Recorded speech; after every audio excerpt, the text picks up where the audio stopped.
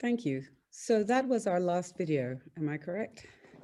Um, and now I'd like to pose some questions to the panelists. How's my connection? Are we okay? Someone give me a thumbs up. Excellent. So I'll start with Anna Bilbao.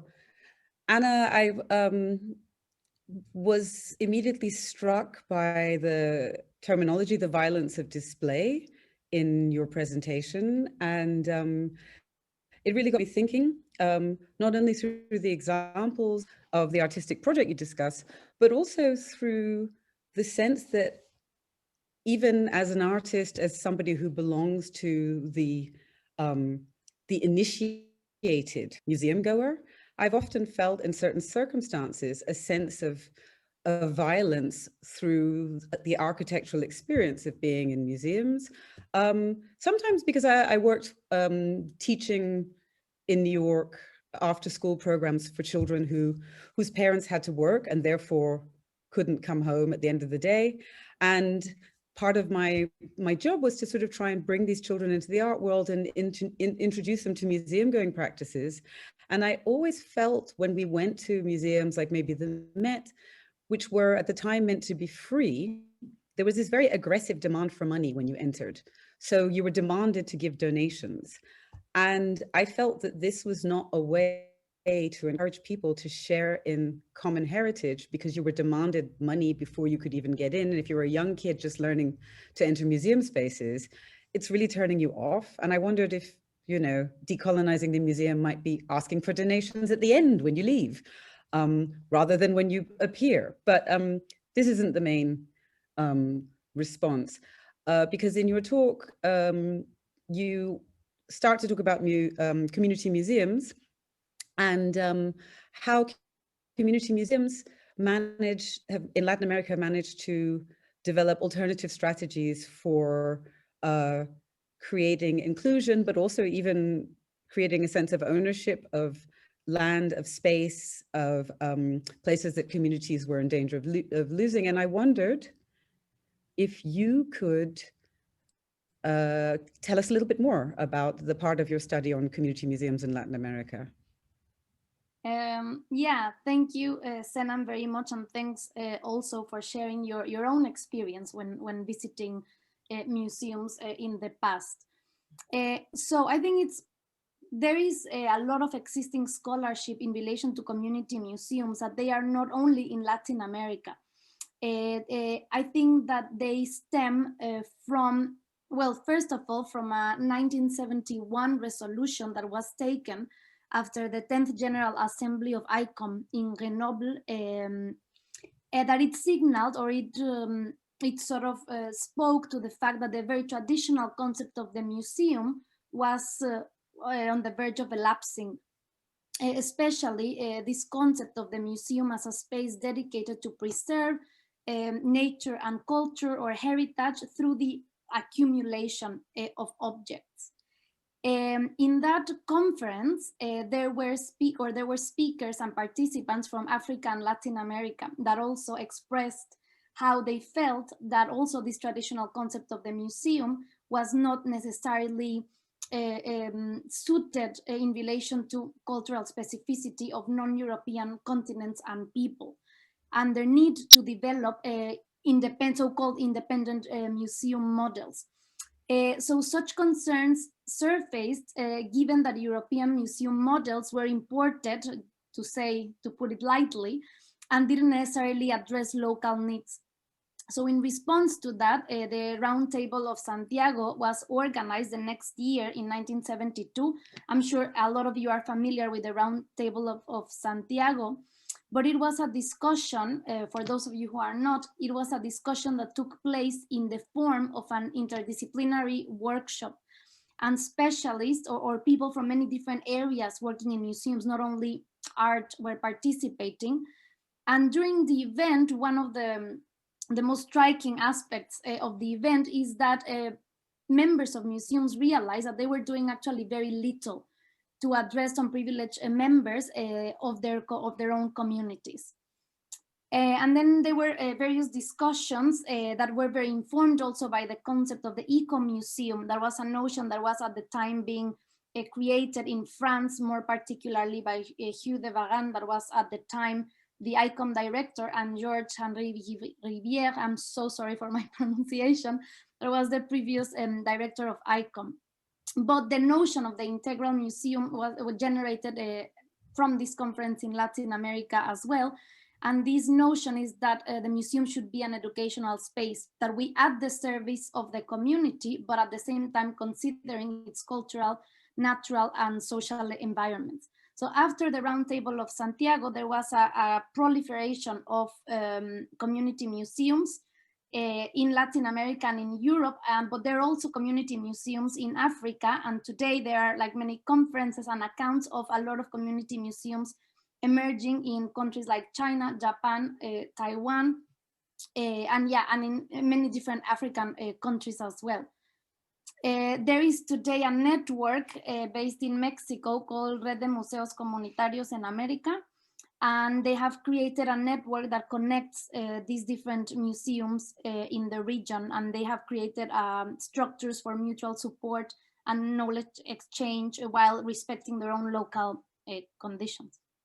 That's brilliant. I mean, as you were talking, it suddenly makes me realize, you know, that when I lived in New York for 8 years, and the community museums then were the Studio Museum in Harlem, servicing the African-American community, and the El Museo del Barrio, which was African-American and Puerto Rican, but that particular community of El Museo del Barrio, if we were just to talk of the Puerto Ricans in New York, it's 1 million people.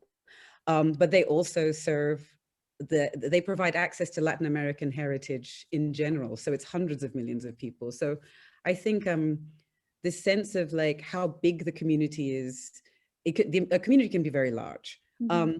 But I read your paper on this project and I noticed that there were examples of actions happening at community museums that seem pretty radical and the kind of things that contemporary museums would love to do now. I don't know if you'd give some quick examples of the kind of community activities or cultural activities that some of the museums you've written about engaged in. Yeah, I think that there loads and loads of different examples because they're at least in many different countries. So it's difficult to be precise here. But for example, I'm going to talk about maybe in general terms rather than specific terms. But I think processes, one important aspect of community museums is that it needs to emerge from the community. Teresa Morales Lerch and Cuauhtémoc Camarena have theorized a lot about this and have been trying to work on the definition of what is a community museum, especially in its difference with an eco museum. And one of the, or some of the most important criteria is that although partnerships and collaborations with external stakeholders like academic advisors or public and private institutions, local associations and authorities are very important, it is the community that needs to hold the decision-making capacity in community museums, and that display decisions must be taken from within. Something that I want to talk about, but maybe we can talk about this with others as well, and is what you pointed out, Senam, is the notion of community that I think we're using, or maybe I have been losing the word like really lightly, but I think we can never assume that a community is an homogeneous group of people. I think within our different engagements in the city or in our countries or with our families, we can belong simultaneously to different communities and not to others. So I think that it's important not to reduce or not to assume that communities are necessarily homogeneous groups of people. And I think that in terms of specific examples, let me think about, okay. It's the Italulu Museum of San Martin Jamuelupan in Tlaxiaco in Oaxaca, in Mexico. And they decided to exhibit their archaeological artifacts, but also to focus on traditional medicine. That was something that was important for them. And members of the community carried out interviews with traditional healers, and the exhibition display, among other things, offers advice and techniques on how to appease the offended land by making offerings and saying special prayers for the land. What year was this?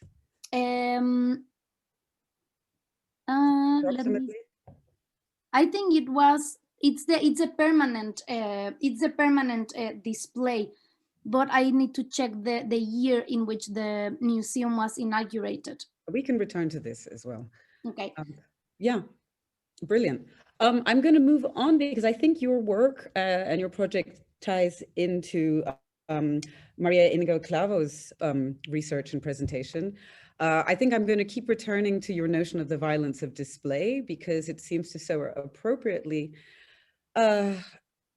describe some of the colonial acts of violence on the body that are subliminal in a way. So for instance, Maria, are you there? Looking her work on the Peraje, looking at the images of the trial are very moving.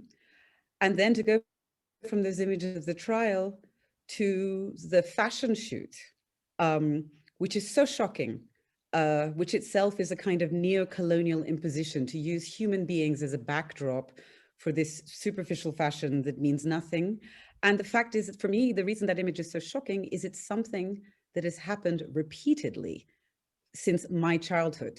Sort of a fashion model flying off somewhere where there's a minority community and contrasting their body with the high fashion with the body of economically less privileged locals, and that being a kind of recolonization of the culture and an imposition. And I feel like I almost wish there was some sort of legislation against doing that.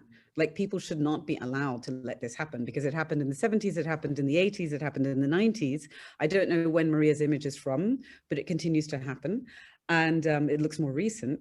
And this idea that that like women's bodies are constantly under assault, even passively, even by other women or by the industries.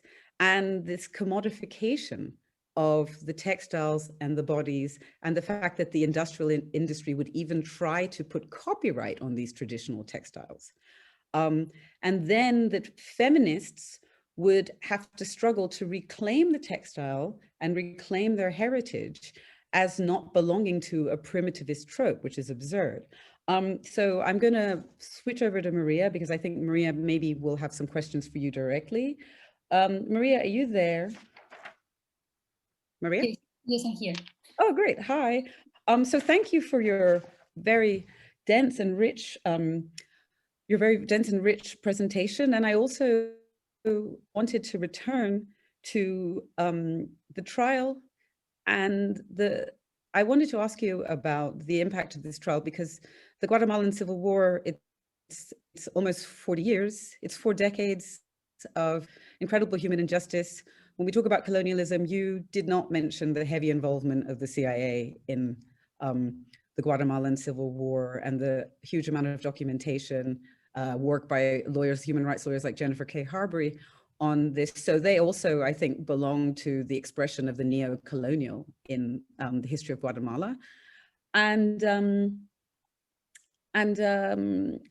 I wondered, given this long history, how the trial and this image of the trial, which given that so many artists responded to it, I wondered if you could expand on its significance and the artistic responses, in particular to the use of the Peraje and its symbolism as a site of protection and resistance.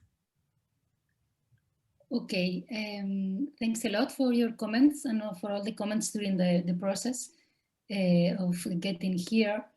I have to say that in the original paper, I mentioned quite a lot of artists that work on textiles, and not all of them are responding to the trial itself. But it's rather this Andrea Monroe that is the one that I have present here, and also I will share with you this screen.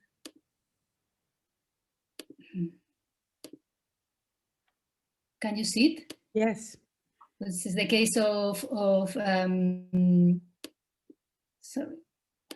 Regina Galindo that did some. This was the most direct expression of reaction. But she asked some women, some artisans, to do this 10 meters perraje by hand for this performance that was something intimate. It's true that it was not something public, but was done in a church in Italy. And she presented herself as kind of, I think what is interesting is that she presented herself in a way as a virgin, with using the sperraje, that was something to protect the women, but at the same time hiding within the perraje. So again, this idea of shame, fear, that for me is was very present in the idea of the trauma. Yeah, so is there also because these women, I mean, when these women in the communities, when they are called grandmothers, they have like a place of respect in the community, like a place of authority in a way.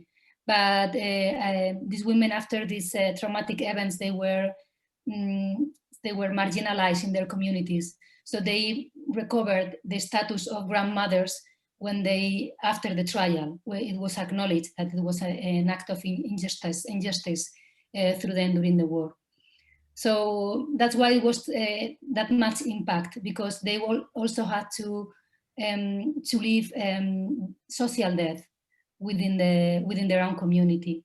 And I would say that a part of before speaking more about other artists, you are right about the Civil War. It was a war against communism, but I think it's very important also to realize that for me was an impact that the trial, I mean, all the conflict that happened in Sepur Sarco, in this area, was because the indigenous people were starting to look at the property of the land. So as a consequence of doing this, military detachment were to the land, and they disarticulated the community, killing men, and women had to go to escape to the mountains for years. Well, so I think it's very important that to be aware that the land and the property of land is very present. And what they wanted to do with the land is to do oil palm. That is the oil that we use for Coca-Cola or for snacks. So I think it's very linked to us, no? So I don't want to go too far, but other example that I put in the video is this Marilyn Monroe, that is an artist that is working quite a lot with the clothes and the dress of her grandmother. And what she did is to look, I mean, she had to reconnect with the idea of being indigenous when she was an adult, because their parents didn't allow her to learn the language and so on. So she always worked with this idea of the pedagogy of learning about every element. So she print her grandmother dress in a kind of paper. So it was some elements that appear, other that didn't appear. So it has to do with this idea of being or not being visible, or being or not being present in that is her own history as an indigenous woman. So I don't want to go too far because there is other people to speak. So thank you for that, though. That's it's great to learn more about the context of this work. Did you have anything you wanted to say to a question you wanted to pose to Anna? Yeah, I think it's very interesting. Thanks so much. I really would like to know your paper, the long one, to know about these museums. And it's made me think, or remember that some of the museums that were created in Brazil for the first time, like indigenous museums, were created because the government started to acknowledge rights to indigenous people.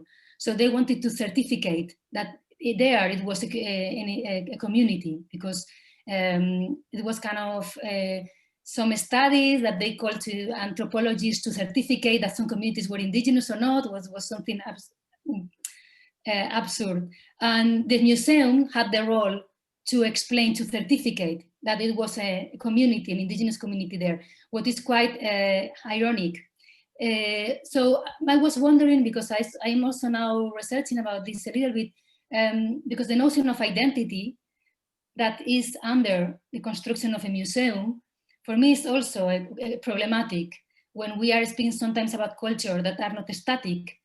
So it's the Western way of thinking about through fixations, like definitions. You said precisely that sometimes there are different communities that are involved in different museums. So it's not just you are not just in one museum. So I was wondering if how do you think is being solved, this idea of identity, or it has been developed more ahead or more complex way, or? Yeah, thank you. I think that's a really good question. I think before, yeah, and I think that the example that you gave us about the Brazilian case, I think it's a quite a common example across the region. There is this museum, El Museo de Mulaló, in Colombia, and it's precisely about Afro-Colombians being recognized in the country as members of the community, as Colombians, worth studying and identities worth highlighting. And I think that before issues of identity that I think are very important and important tools in a way to defend sometimes themselves from abuse or dispossession, I think it's also a matter of self-determination and of being able to have this capacity for decision making in terms of what the stories that we want to tell about ourselves. And it's not only the kind of story that we want to tell about ourselves, but how we articulate this narrative, and this narrative that must come from within. And I think when in this process of articulating this narrative from within, there might be, in a way, a multiplicity of identities actually forming, because I guess that's also another aspect for the Mulaló Museum. It was that they initially, the main narrative, the discursive narrative, was about Simón Bolívar. But they themselves had a discursive shift, and they say, well, why don't we talk about the things that matter to us, or about ourselves, and about the things that we do, the food that we eat, our tradition. So there was this shift from a very general sense of, I don't know, Latin American identity attached to the image of the liberator, of Bolivar, to being able to produce or articulate identities from very specific positions. But I think we can even reduce them to personal narratives and to personal stories that might not even be shared with other members within the same community. And that's why they put an emphasis on personal stories, not only community stories or oral histories, but they put a good emphasis in sharing personal accounts. But yeah, thanks very much. I'm not sure if that was a very good answer, but that was a very good question. I thought it was a great answer. And I'm sorry to move on, because I think we're going to return to you again, time and time again in this conversation. I would like to talk about Iagbon's mirror and pose some questions to Yuri and Samson, because their work for me ties into some of the parts of both of your presentations, in that there's always a spiritual element in restitution. And when you were talking about the community museums and the spiritual act of reparation, this is absolutely fascinating, because it's something that isn't dominant in the discourse, but should be. And I remember the chief in Benin was talking about the act of performance allowing people in Europe to know that those museums are, that those artifacts are merely dormant and they'll come back to life. But first of all, I did Samson a disjustice by losing his biography. So I'm gonna just read it. Samson Ogiamin was born in Nigeria, and he's been working as a freelance artist in Graz, Austria for several years. After his training focusing on art and design, as well as welding and construction, he managed a sculptor's workshop in Nigeria. And he came to Austria in 2004, where as a young artist, he attended the 2 years master's class in sculpture at the Ortweinschule Graz, from which he graduated with a distinction in summer 2007. In 2014, he received the award of the city of Graz, promoting outstanding arts. After performing at the International Festival for Street and Puppet Theatre La Strada, he was invited to participate in the Colombo Art Biennale in Sri Lanka. And his works are based on the traditions of his home country. And it's important to him that people less familiar with art should also be able to understand his works. Samson Odiamen sees his art as a bridge between cultures, as an opportunity for bringing people together. So with that in mind, I'd like to move to Samson and Yuri and ask you a couple of questions. Which is, I'm going to maybe throw them all out there and have you both respond in time. Samson, I would really like to ask you more about your family background as a descendant of those robbed during the Benin expedition and a member of the Bronze Casting Guild, because the tradition of bronze casting has never been lost in Benin. It's ongoing. It carries on. It's been unbroken since, I believe, the 1300s. So I'd like to know, with that in mind, what is the perception at home and what is the public memory of the loss of these bronzes, which sit so strongly, I think, within the cultural memory of those of us who are interested in restitution. And then segueing onto that, Yuri, I wanted to ask you about, to begin to discuss a bit in the construction of the work, the spiritual element and the spiritual element of restitution, because it seems something that you as a Swiss person are as equally invested in as your Nigerian participants. And I'd like to ask you, no one has talked about economic reparations, but you have talked about spiritual reparations. So what is your hope for the outcome of this? You know, how do spiritual reparations take place? How do you heal spiritual wounds? And are there outcomes that we should consider that we're not really thinking about because we think legislatively or curatorially, but like, you know, is there a new way of thinking that your performance should bring about? So maybe we'll start with Samuel. If you could tell it, Samson, if you could tell us a bit about, a bit more about your background and the cultural context for this work. Thank you.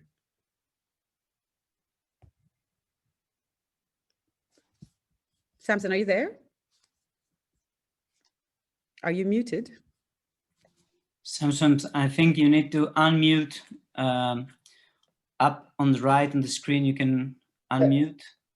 I have done that. Can you hear me? Yes. Hi. Okay. So many thanks to the organizers and of this great event. I am happy that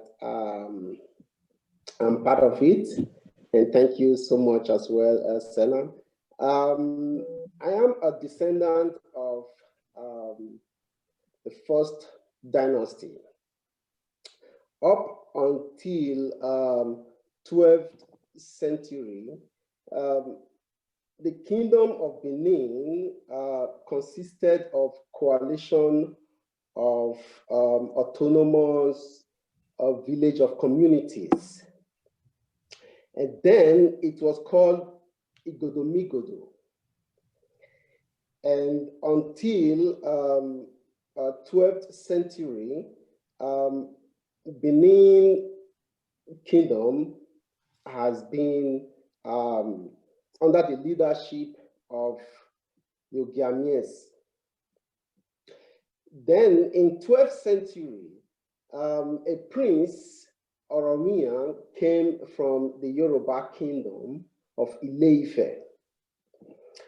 And he was first of all resisted by the Ogiamians because he wanted to establish the Oba kingdom in Benin. But the Ogiamie resisted him and saying that we don't have Oba in Benin, what we have is Ogiso. And then, but however, before he went back to Ile-Ife and he renamed the Benin Ile-Ibinu, which means a land of vexation, because they didn't allow him first to establish his Oba kingdom. However, before he left Benin for Ife, he impregnated a lady called Erimide, which gave birth to Eweka the First. But however, Eweka the First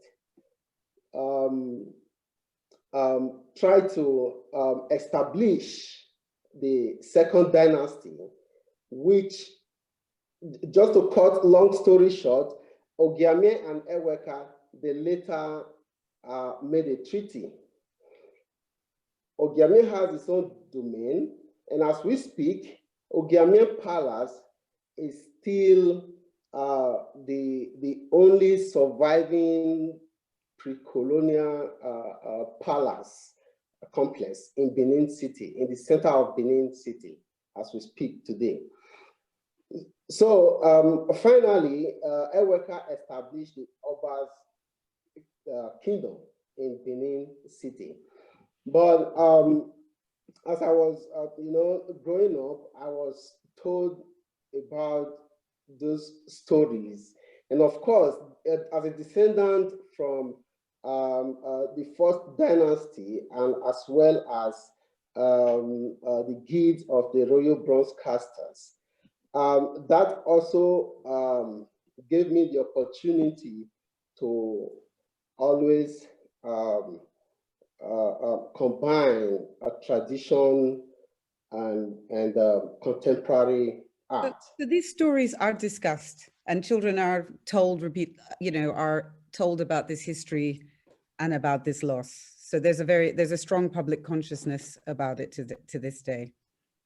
Yeah. But then the tradition is still very well unique, and we still do the bronze casting. But the point is, the artifacts that were stolen, this is our own archive. As you know, hello, can you hear me? Yes. Yeah.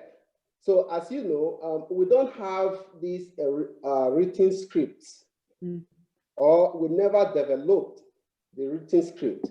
So what we have is our artifacts, and this is how we tell our stories. Even when I was growing up, and my relatives and my mom, and they told me about our artifact. So in the European Museum today, it is just more than a historical object. It is, you can see it this way, that it is the people's soul. And because you're saying, sorry to interrupt, it's like each artifact is like a mnemonic device. It carries, it marks a point in history, it marks a lineage, it marks a story, it marks a person. And actually, yes, it remarks, those bronzes, they mark events. So you're saying a library has been stolen, not just a spiritual library. No, exactly, exactly. And during our project in Benin City, Yuri and I, we went on the street and to ask people about their opinion on the stolen artifacts. I can tell you that everyone we ask, each and every one is saying, we need our artifacts back. We want them back home, because this is a kind of a connecting link to their ancestors. I mean, to our ancestors. And this is why, and it is so unique. Thank you. I'm going to flip this over to Yuri now to continue the response, because Yuri, what can you add to inform us on this project and the sense of what you hope to achieve with the performance? I think you're muted as well, I see. Yuri, you're muted. And now can you hear me? Yes. Okay. So the question, what we hope to achieve? Well, I think the main achievement we can hope for is to bring some consciousness about this topic, and to create a poetical act that can be symbolically important. And I think this issue is very large and needs to be addressed politically, economically, philosophically, and as an artist and directing an artistic company, I can only deal with part of it, and institutions and governments and leaders have to do a lot. But on our side, on the artist domain, what we can do, I think, is really to create a dialogue and to show also this aspect, this story on a sensible level. It is also interesting to. I'm very grateful to work with Samson, because we have very different backgrounds. I mean, I'm from Switzerland, he's from Nigeria, so he's from the community who actually create these works, and I'm not. So if Samson would do this work by itself, it would have a different meaning. But since we are doing it together, it's also arising a lot of questions for myself and for the rest of the troupe, who's in a large part European. Oh, and can I interrupt quickly, because yep. part of the project, you have the intention that it will be performed at ethnographic museums in particular. Exactly, yes, yes. So that's basically the project, if maybe I make it a short a synthesis of it, is Samson created this mask with the Royal Bronze Caster Guild in Benin City, and we brought it now to Europe, and we are asking Ethnographic Museum to expose it inside on their exposition next to the other objects that have different provenance. And then with the theater company, we're going to steal it. And and we steal it to take it on the public space and perform a ritual with it. So it's like, as I said in the video, it's like a reversal of history.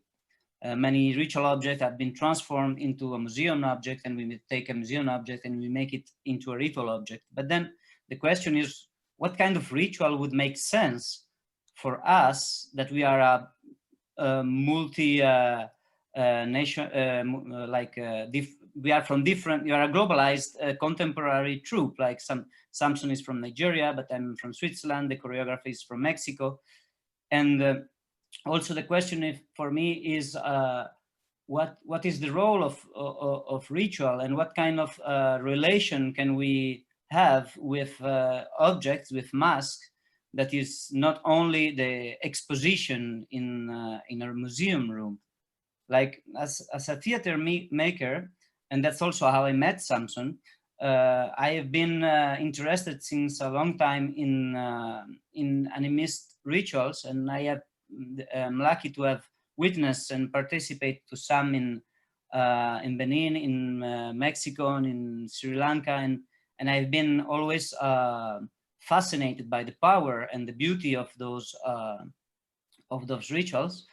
And so when I see this museum in Europe, I have the feeling that not only these objects are dormant, as the chief said, and they are the memory of the colonization, but also that guarding all the proportion and difference, we have colonized ourselves also as European, and that's why I find interesting, from my personal point of view, to work on this theme and to work on this artistic project.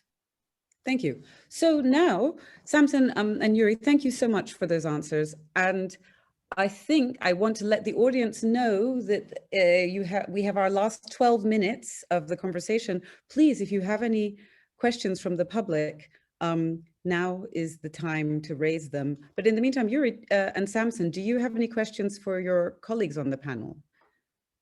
Yeah, I have a question for Anna and Maria. I found it very interesting. Thanks for your presentations. And I was wondering what would be for you the antidote to the folklorization as a danger that could happen in this community museum? Like what are the elements that could protect this museum to be addressed to tourism instead of on the service of a community or a larger community? Who wants to go first? Maria? I will be very quickly. So I would say present time, like introducing every element into the present time and not allowing this non-time of folklore, of icons to have the space or to. Yeah, thank you. Anna? Yeah, that's an interesting question, because a lot of these museums also have served as spaces for tourism to be able to become familiar, I don't know, with textile or with certain local products created by the community. So I think the tourism line is very, I think it's just a very good question. And what I would say is that as long as the members of the museum, of the people who created the museum, keep independence in terms of decision making of what is exhibited and how it's exhibited, I think that might, that might be one tiny element to try to keep as much independence in terms of self-understanding and self determination. But I think the line is quite blurred, because a lot of these spaces rely on tourism even to survive. So there is always that danger, and I really don't have the answer. I think I wonder what do you think, Samson, about issues like this? For example, with the guild that you guys, with the man from the guild that appears in your video, what would he think about something like this? Come again, please. Yeah, like drawing a bit on Yuri's question, what would, there is someone who appears in your video that it's in charge, I think, of the guild of the bronze. I'm not sure. Yeah, he's the chief guild of the Royal Broadcasters, you know, and of course he has also been dwelling in this topic, and I think in 2007, and he was invited to Vienna, and that is how we, to discuss the repatriation of the Benin artifacts. And so he is very, very much in it. And like I said, and he still said that this is like part of his own soul. You get it? That part of his soul is being taken from him. So, and he's still dwelling on this topic. If I can just add about the issue of folklorization and tourism is maybe not so present in Benin City, for what I could see, because there is not really so much tourism happening. I mean, there is an interest on the bronze casting, that's for sure, and there is a demand of works, but the context is maybe a little bit different. We have two questions from the audience. I'm going to say them both, so hopefully they get answered. Ariane Nicolier asks, how do you define what healing is? Is it a symbolic idea or is it attached to actions? I'll throw that out there. And Sam Melzer asks, Yuri and Samson, have Yuri and Samson approached European ethnology museums? And if so, what has been your reaction? Thanks. So maybe that's an easy one to answer quickly. And then we go to defining healing, which I think everyone can answer. Yeah, so concerning the last question, I heard that just recently, last year, and the British Museum, some Nigerians approached the British Museum on the repatriation of the Benin artifacts. And it was said that they don't restitute, but they are committed to lending, including to Nigeria. So for me, that sounds like a colonial museum. But On the other hand, I'm happy the way the Swiss Museum, Ethnographic Museum, are very sensitive in this topic. And from the discussion yesterday, I heard that from Michaela, and she said she is open to discussion, and they are willing to, you know, even participate in the new museum plan in Benin City. So for me, that's a welcoming development. And if I would add just about our project, I'm not talking about the physical restitution, but just about our artistic project. We contacted about 15 museums, and we had most of them with positive answer and interest in the project. Some didn't answer at all, but there are people, fortunately, in the museums who are really willing to question their self and their past. So we are at this moment, we are negotiating with different museums in order to be able to perform this work in the museum, in the ethnographic museum. That's also why we have been invited to this webinar. Okay, thank you. Anna, Maria, Samson, and Yuri, you have each 1 minute. I'm so sorry, it's so little, to try and answer the last question, which is, what are your comments on what is healing to you in the context of your presentation today? Anna and Maria, maybe you could go first if you have an answer. Mine is a bit long, so I would give my minute to Anna. Oh, start. Just because I'm very interested in the missing contours of different epistemologies. I just would say that it was very interesting for me to see that healing for these women, these grandmothers, were not like something private as we have in a psychotherapy, but it was something collective, like being part of the community or providing the community with land, providing the community with a healthcare service. And so this was for them the sense of healing. So I think it's interesting to challenge a little bit our understanding of healing. Thank you. And that was less than a minute. Thank you. Anna? I think there are various ways and formats of healing or ways to initiate the process of healing, because I guess it's a process, not just an immediate answer. But I guess one way is recognition and legal recognition. For example, in the example that Maria was giving earlier, or in the example of the Afro-Colombian Community Museum of Mulalo, it was giving visibility to something so it could have a legal recognition that protected certain communities and their heritage from abuse and dispossession. So I think that would be that discursive element of giving visibility to something. It's a good step, if not an answer or a final at the end of the process. But I would also say, for me as an artist, in your presentation and in all of the presentations, the sense that artistic responses were there, and the responses that you showed, which were ironic, performative, satirical, that humor could be brought in Maria's, this sort of profound reflection on the history, that healing, for me, the artistic responses were a part of the healing process, although they're not legal or administrative, but they give an emotional analysis of the historical trauma that sometimes might elude people in more rational analyses. But I'm stealing somebody's minute. Yuri and Samson. Shall I go? Yeah. Okay.